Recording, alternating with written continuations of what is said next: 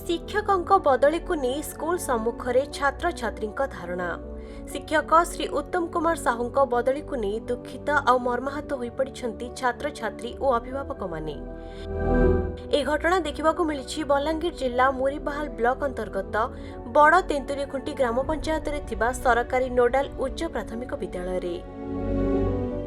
तेबे शिक्षकों को बदली न करने स्कूल रे ताला पकाई स्कूल सम्मुखें धारणार बसिछंती कुनी कुनी बालक बालिका माने।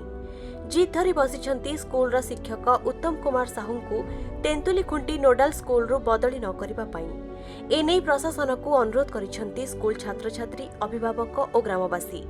जदि शिक्षकों को अन्यत्र बदली करा जाए तेबे छात्र छात्री एवं अभिभावक माने अनिर्दिष्ट काल पर्यंत स्कूल रे ताला देवा सहित स्कूल सम्मुखें धारणार बसिबे बोली कहिछंती। बलांगीर गुप्तेश्वर पृष्टि रिपोर्ट खबर ओडिशा।